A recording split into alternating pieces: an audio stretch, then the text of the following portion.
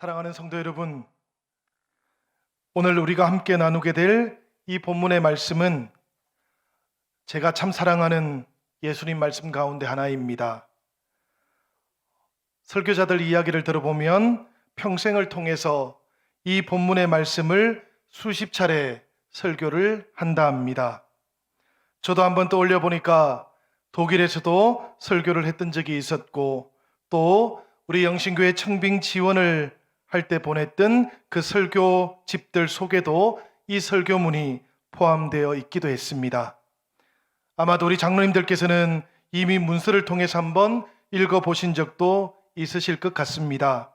그렇지만 오늘 우리 사랑하는 영신의 모든 성도님들과 함께 이 말씀으로 다시 한번 은혜를 나누고자 합니다.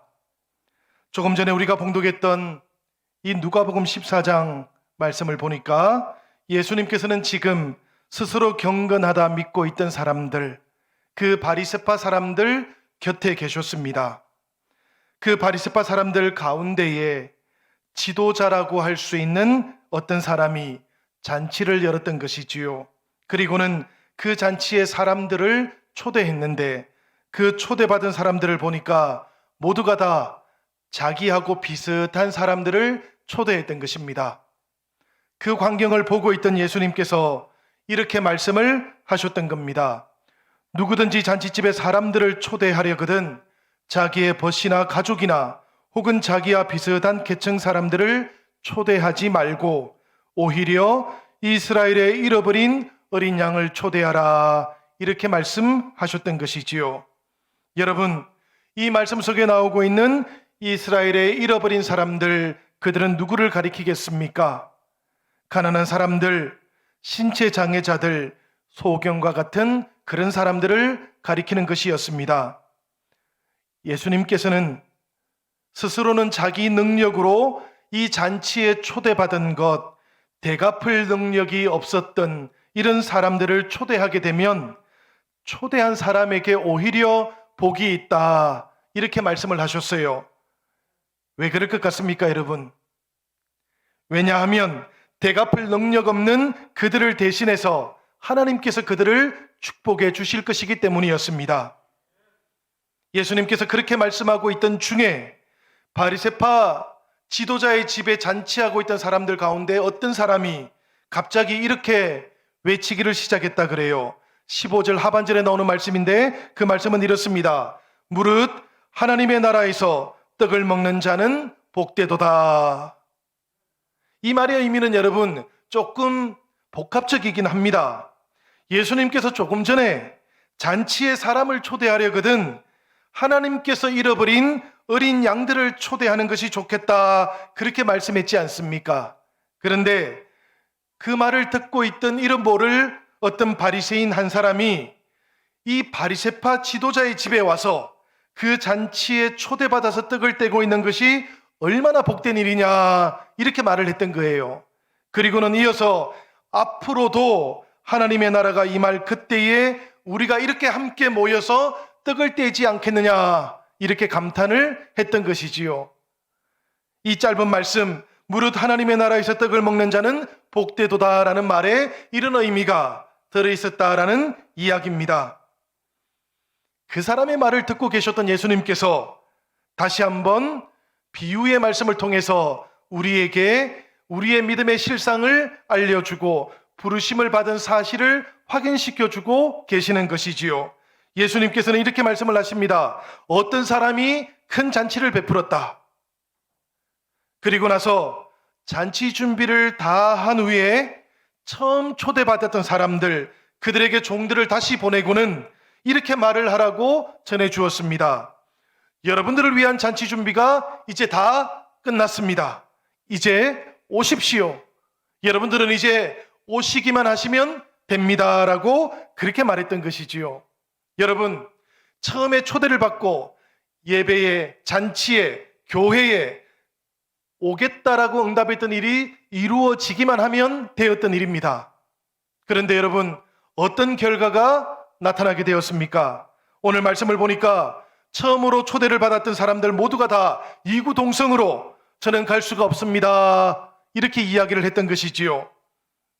여러분, 이 바리새파 사람들이 이렇게 이구동성으로 참여할 수 없습니다라고 말했던 데는 이유가 있을 것 같지 않습니까? 오늘날 사람들도 주님의 잔치에 참여할 수 없다고 말한다면 이유가 있을 것 같지 않습니까? 예수님 당시에 사람들에게는 이런 이유가 있었던 거예요. 바리새파 사람들, 그들은 하나님 나라에 우리가 초대받은 것은 너무나 당연하다고 생각했습니다. 그리고 하나님의 때가 되면 우리가 당연히 그 나라에 들어갈 거야 라고 생각도 했어요. 그들에게 오직 한 가지 궁금했던 것은 그 하나님의 나라가 언제 올 것인가 하는 것, 이것만이 궁금했던 것입니다. 하나님의 나라 잔치가 언제 열릴 것인가, 이것만 궁금했던 것이지요. 바리새파 사람들이 예수님을 만났을 때 하나님의 나라가 오게 된다면 그 징조가 어떤 것입니까? 라고 물었던 이유도 바로 여기에 있는 것입니다. 그들의 궁금증을 가지고 물었던 것이지요. 그런데 여러분, 우리 예수님께서는 그들에게 어떻게 말씀을 하셨습니까? 예수님께서는 아주 분명하게 누가 하나님 나라의 손님이 될 수 있다는 말이냐, 이렇게 말씀하셨던 거예요. 예수님께서는 누가 스스로 그 하나님 나라 잔치에서 자기를 제외시켜 버렸느냐라고 이렇게도 말씀을 하셨던 것이지요. 하나님께서 제외시키신 적은 없으셨습니다. 다만 그 잔치에 스스로 자기를 제외시켜 버렸던 사람들이 있었다라는 그런 이야기지요. 말씀을 통해서 살펴보면 그들이 누구일까요? 바로 처음으로 초대를 받았던 사람들이에요. 처음 초대를 받을 때에 제가 참여하겠습니다라고 말했던 그 사람들이었다라는 이야기입니다. 그들이 지금은 스스로 잔치에서 자기를 제외시켜버리고 있다라는 그런 이야기입니다. 바로 그런 자리에서 예수님께서는 지금 이 비유의 말씀을 가르쳐주고 계셨다라는 이야기지요. 잔치에 참석하지 못하겠다 했던 이유들이 있었습니다. 첫 번째 사람은 보니까 땅을 샀다 그럽니다. 두 번째 사람은 무엇을 샀을까요? 소를 10마리나 샀다 그럽니다. 여러분, 요즘 또 소를 10마리 사는 것은 대단히 어려운 일 아니겠습니까? 예수님 당시에 소를 10마리나 사겠다고 했던 사람, 그 사람이 지금 그 사놓았던 소를 보러 가야 되니까 양해를 해달라고 이렇게 요청을 하고 있었던 것이지요. 세 번째 사람은 오늘 성경의 말씀을 통해서 보면 장가를 갔다 그럽니다. 그러나 이것은 우리 한국의 문화를 통해서 번역해 놓은 것이고, 원래 원어를 통해서 살펴보면 이 사람은 아내를 취했다라고 그렇게 되어 있습니다. 그러니까 처음으로 결혼했다는 의미인 것은 아니에요. 돈을 주고 여인을 취했다라는 그런 의미겠습니다. 이들의 공통점 무엇이겠습니까, 여러분? 이들의 공통점을 살펴보니까 결국에는 처음에는 그 초대에 응하겠다라고 말했고요. 그 다음에는 모두가 다 돈을 지불하고 나서 무엇인가 자기 인생의 소중한 것, 귀중한 것을 가지게 된 사람들이다라는 것을 우리가 발견하게 됩니다. 이 귀중하고 소중한 것이 어느 지경에까지 이르렀는고 하면 하나님의 잔치에 응하지 않을 만큼 그렇게 귀하게 되었다 그럽니다. 그렇게 소중하게 되었다라는 그런 이야기지요. 여러분, 당연한 것, 그런 것을 은혜라고 여기는 사람은 없을 것 같습니다. 바리새파 사람들도 마찬가지였어요. 자기들끼리 서로 자기들 잔치에 초대하면서 땅에서의 기쁨을 먼저 누리는 것, 이것이 그들에게는 지금 훨씬 더 중요해졌습니다. 왜냐하면 하나님 나라에 초대받는 것은 너무나 당연하다고 생각했기 때문이에요. 이 바리새인들은 하나님 나라에 초대받고 그 잔치의 주인공이 되는 것을 더 이상 감격하지 않았다라는 그런 이야기입니다. 우리들 이야기도 잠깐 생각을 해볼까요, 여러분? 우리들 모두가 다 예수님을 믿고 하나님의 자녀가 되었습니다. 복음이 전해졌던 이 땅은 이스라엘하고는 너무나 멀리 떨어져 있던 땅이기도 했습니다. 그런 곳에서 복음을 받아들였고요. 그리고 하나님의 자녀가 되었고 세월이 많이 지나갔습니다. 복음이 우리에게 찾아왔다라는 것, 우리가 하나님의 초대를 받았고 그 초대에 응했다라는 것, 너무나 중요하지요, 여러분. 그렇지만 세월이 많이 지나가고 나니까 너무나 당연한 것처럼 되어버렸을 수가 있다라는 그런 이야기겠습니다. 만약에라도 우리가 주님의 자녀가 되고 하나님의 자녀가 된 것, 이런 것들이 하나도 경이롭지 않다면 우리의 삶에서 더 귀중하고 더 소중한 것이 따로 있는 것이라면, 여러분, 그렇다면 우리들도 이 비유의 말씀 속에 나오고 있는 첫 번째 초대받은 사람들 가운데 한 사람이 될 수 있는 위험을 가지고 있다라는 그런 이야기겠습니다. 우리 대한민국에서 신앙생활하고 계시는 성도님들이 종종 이런 생각들을 하신다 그래요. 오늘 예수님의 이 비유의 말씀을 살펴보니까 우리들은 첫 번째 초대받은 사람들이 아니구나. 우리들은 두 번째 초대받은 사람들도 아니구나. 우리는 세 번째 초대받은 사람들이구나라고 생각을 한답니다. 왜 그렇습니까, 여러분? 바로 그 유대 땅, 그 유대 지경, 그 경계를 넘어서 산 울타리 바깥에 있다가 초대받은 사람들이기 때문에 그렇습니다. 말씀을 보니까 그렇지 않습니까, 여러분? 첫 번째 사람들은 참석하겠다 생각했다가 초대에 응하지를 않았습니다. 그러자 예수님께서는 종들을 또 보내시지요. 그리고는 21절을 보니까 시내의 거리와 골목으로 나가서 가난한 자들과 몸 불편한 자들과 맹인들과 저는 자들을 데리고 오라고 그렇게 말씀을 해주셨습니다. 두 번째로 초대받은 사람들이 바로 이런 사람들이었는데요. 이들은 별명을 가지고 있었습니다. 이스라엘의 잃어버린 하나님의 양들이라는 별명을 가지고 있었어요. 이들은 유대인들이기는 하다라는 이야기입니다. 다만 이 사람들 스스로는 하나님 잔치에 초대받을 수 없을 것이라고 생각하기도 했다라는 이야기입니다. 그런데 여러분, 예수님의 말씀을 통해서 살펴보니까 지금 그들이 하나님 나라 잔치의 주인공이 되었다 그러지요. 그런데 그들을 데리고 왔던 종들이 다시 예수님께 또 이렇게 말을 했던 것입니다. 22절의 말씀입니다. 우리 다 같이 한번 읽어보도록 하지요. 다 같이 읽겠습니다. 종이 이르되 주인이여 명하신 대로 하였으되 아직도 자리가 있나이다. 아직도 자리가 있나이다. 이렇게 이야기를 했다는 이야기입니다. 이 종들이 사람들을 데리고 오고 또 데리고 와서 그렇게 자리를 채웠는데도 하나님 잔치집의 자리가 아직도 남아있다라는 그런 이야기였던 것이지요. 그러자 주인이 종들에게 또 무엇이라고 대답을 했습니까? 말씀을 보니까 길과 산 울타리 가로 나가서 사람을 관근하여 데려다가 내 집을 채우라고 그렇게도 말씀을 해주셨습니다. 여러분, 이 말씀 속에 나오는 산 울타리는 무엇을 말합니까? 유대 땅의 경계를 말하는 것이지요. 예수님께서는 마을의 경계 그 너머로 가서라도 사람들을 데리고 와서 이 집을 채우라, 이 잔치를 채우라고 그렇게 말씀을 해주셨던 것입니다.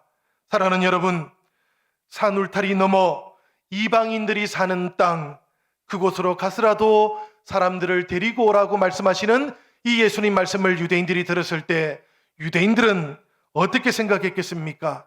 저 사람이 도대체 지금 무슨 말을 하고 있는가? 왜 정결하지 않은 사람들을 데리고 와서 하나님 나라 잔치집을 채우라고 하는가? 그런 생각을 하지 않았겠습니까? 이렇게 말씀을 살펴보니까 예수님 마음을 우리가 알 것 같지 않습니까? 예수님께서는 그렇게 마을의 경계, 유대 땅의 경계 그 너머에 있던 우리들을 찾으시고 불러주고 계시는 것이지요. 그래서 우리들은 모두가 다 우리가 세 번째로 초대받은 사람들이 맞구나라고 그렇게 생각하게 된 것입니다. 그런데 여러분, 참으로 다행스러운 것은 우리가 잔치 초대에 응답했던 사람들이라는 것이지만, 그러나 동시에 우리가 경계해야 하는 것도 있습니다. 바로 이렇게 초대에 응답한 우리들이지만 우리들도 인생 가운데 더 중요한 것, 더 소중한 것을 가지게 되면 첫 번째 초대받은 사람들 가운데 한 사람처럼 될 수 있다라는 그런 이야기입니다. 한 20년 신앙생활을 했다고 생각해 보십시오. 30년, 40년, 한 50년 신앙생활했다고 한번 생각을 해보시길 바랍니다. 그리고 나면 우리들은 모두가 다 구원을 당연히 받는 것이라고 생각합니다. 여러분, 당연히 받은 것입니까? 그렇지 않지요. 예수님께서 십자가의 보혈을 흘려서 우리가 하나님의 자녀가 된 것 아닙니까? 우리가 그 사실을 처음으로 만나게 되었고 체험하게 되었고 고백하게 되었을 그때에는 예수님의 십자가를 바라볼 때 감격이, 눈물이 흘러나왔던 것 아니겠습니까? 그런데 이 일을 당연하다 생각하며 살아왔던 겁니다. 그렇게 살아오고 나니까 그 시간들 속에 더 소중한 것, 더 귀중한 것들도 생겨나게 되었던 것이지요. 하나님과 세상, 하나님과 나 자신에 대해서 마음이 나뉘어지게 되었다라는 그런 이야기입니다. 세상을 하나님과 함께 섬기기 시작하는 삶이 찾아왔다는 이야기지요. 그러다 보니까 어느 순간인가부터는 점점 더 내 인생 가운데 보이지 않는 하나님 대신해서 보이는 세상이 점점 더 커지게 되었다라는 그런 이야기입니다. 성도 여러분, 이런 일들이 우리 영신교회 안에는 나타나지 않기를 부탁드립니다. 세 번째로 초대받은 사람들에게도 첫 번째 초대받은 사람들이 가지고 있었던 그 위험들은 늘 도사리고 있다는 것을 우리가 기억하면서 예수님께서 내 인생의 가장 귀중한 분 되시기를 주님의 이름으로 간절히 축원드립니다. 하나님의 잔치가 세상의 모든 잔치들보다도 더 소중하고 가장 소중한 그런 성도들 되시기를 기원드립니다. 여러분, 모든 잔치들이 다 중요한 것은 아니에요. 우리가 살아가다 보니 일생 가운데 수많은 잔치들을 우리가 만나게 됩니다마는 그렇다고 해서 그 모든 잔치들을 우리들의 일상을 다 포기하면서 지켜야 되는 것은 아니지 않습니까? 때때로 우리가 직업을 가지는 것이 더 중요할 때가 있고요. 때로는 가족들을 돌보는 것이 더 소중할 때가 있는 겁니다. 그런데 때로는 어떤 잔치인가에 따라서 소중한 일상들이라고 할지라도 잠시 멈추어야 할 때도 있습니다. 여러분, 누가 베풀어 주셨던 잔치인가? 이것을 우리가 돌아보고 생각해 본다면 소중하게 여겨왔던 것들, 우리가 귀하게 여겨왔던 것들 잠시 멈춰야 할 때가 있다라는 그런 이야기예요. 소중하게 여겨왔던 것들의 그 의미들을 이 하나님께서 베풀어 주시는 잔치 앞에서 다시 한번 조명해야 하는 순간도 있다라는 그런 이야기입니다. 예수님께서 전하고 있는 잔치, 누가 베풀어 주셨던 잔치겠습니까? 당연히 하나님께서 베풀어 주셨던 잔치입니다. 하나님께서 우리를 초대해 주셨던 잔치였습니다. 그 예수님께서는 바리새인들에게도, 그리고 오늘 이 말씀을 묵상하고 있는 우리들 모두에게도 이렇게 말씀을 하고 계시는 중이십니다. 이 잔치는 그냥 잔치가 아니란다. 이 잔치는 우리가 세상에서 경험하는 여러 잔치들 가운데 하나가 아니란다. 세상에 없는 잔치, 하나님께서 우리를 위해서 열어주셨던 잔치니까 이 잔치가 열리는 곳에서는 너희의 삶이 잠시 멈추어지고 너희의 일상이 그 잔치 앞에서 새로운 의미를 가져야 되는 것이란다라고 그렇게 말씀을 해 주고 계시는 것입니다. 여러분, 그렇습니다. 이렇게 소중하게 여기던 것들 뒤로 물리지 않으면 우리들 스스로가 자신을 그 잔치에서 제외시켜버리는 그런 결과들을 맞이할 수도 있게 되는 줄로 생각이 됩니다. 첫 번째, 사람들과 관련해서 하나님께서는 오직 초대를 하셨을 뿐이에요. 말씀을 보니까 그렇지 않습니까? 준비가 다 되고 난 다음에도 하나님께서는 또 초대를 해주셨던 것이에요. 빨리 잔치로 오라고만 그렇게 말씀을 해주셨던 것인데, 그런데 그 잔치에서 자기를 제외시켜버린 사람들이 있었던 것입니다. 그들은 하나님보다도 더 귀중한 것, 더 소중한 것을 가지게 된 사람들이었습니다.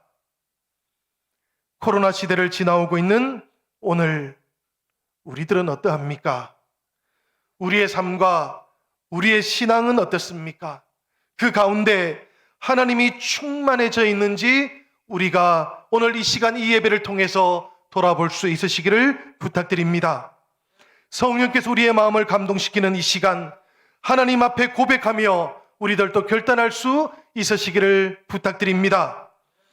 하나님, 내 인생에는 하나님보다 더 소중한 것이 없음을 고백합니다. 하나님 잔치에 참여하며 복음을 위해서 살아가는 것보다 더 귀중한 것은 내 인생에서는 앞으로도 만들지 않겠다고 그렇게 고백하는 예배 시간 되시기를 기원드립니다. 이렇게 결단하시는 모든 성도님들마다 새롭게 하시고 회복시켜 주시는 하나님의 은혜가 풍성하게 충만하게 임하시기를 기원드립니다. 여러분, 저는 오늘 이 비유의 말씀을 묵상할 때마다 때때로 이 잔치는 취소되어야 하는 때가 있었구나라는 생각도 했습니다. 언제가 그런 때인고 하면 초대받고 참석하겠다라고 말했던 모든 사람들이 그 잔치에 참석하지 못하겠다라고 말했던 순간이었습니다. 손님이 없는 잔치 할 수 없지 않겠습니까? 그렇지만 더 나아가서는 잔치를 열면서 흥이 다 사라져 버렸다라는 것, 이것이 참으로 중요한 이유 가운데 하나일 것 같습니다. 흥이 사라져버린 잔치, 즐겁지 않을 잔치 왜 필요하겠습니까?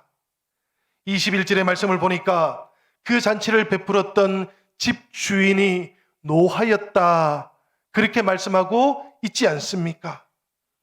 하나님과 세상 그 사이에서 우리들의 마음이 나뉘어지게 된다면 하나님 마음이 이렇게 아프시다라는 이야기입니다.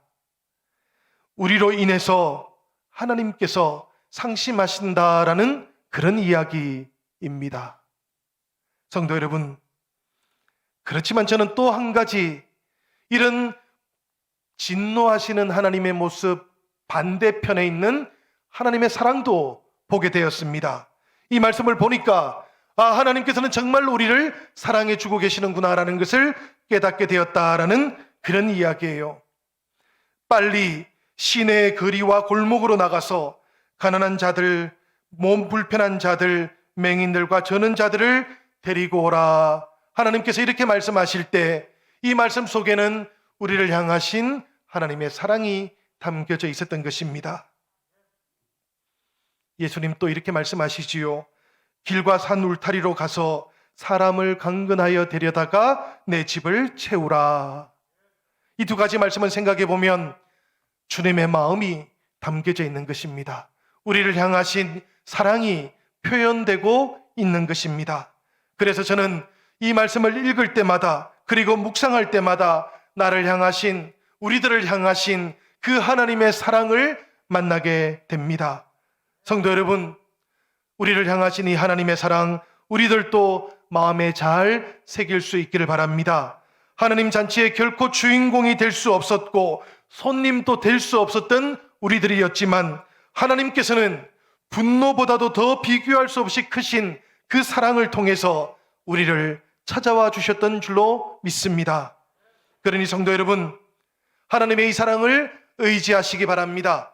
이 사랑을 의지하시고 용기를 내시기 바랍니다. 특별히 이 시간에 가정에서 흩어져서 예배드리고 계시는 우리 영신의 성도님들, 여러분들에게도 꼭 말씀을 드리고 싶습니다. 하나님 사랑을 꼭 의지하시기 바랍니다. 이 하나님 사랑을 의지하면서 용기를 내어보시기를 바랍니다. 우리를 찾아오시고 우리를 새롭게 회복시켜 주시는 하나님 사랑이 여러분들을 인도해 주실 것이고 건강하게 지켜주실 것입니다. 오늘 말씀을 받으시는 사랑하는 성도 여러분, 예수님의 이 비유 말씀을 묵상하다 보면 바리새인들의 세계, 그 유대인들의 세계 속에는 보이지는 않지만 경계선들이 참 많았다라는 그런 생각을 합니다. 바리새인들에게는 마치 존재하지 않는 것처럼 그렇게 여겨졌고 느껴지기도 했었지만 그 큰 길 옆으로 있던 아주 작은 골목길들, 그곳에는 이 바리새인들의 눈이 가닿지 않았던 아주 작은 경계선들이 있었기 때문이에요. 그리고 그 경계선들 위에 사람들이 살아가고 있었던 것이지요. 주인은 그곳으로 종들을 보내었던 것입니다. 그리고 그곳에 사람들을 불러서 하나님 나라 잔치의 주인공들이 될 수 있도록 인도해 주셨던 것이지요. 보냄을 받았던 종들이 돌아와서 예수님께 이렇게 말을 합니다. 자리가 남았습니다.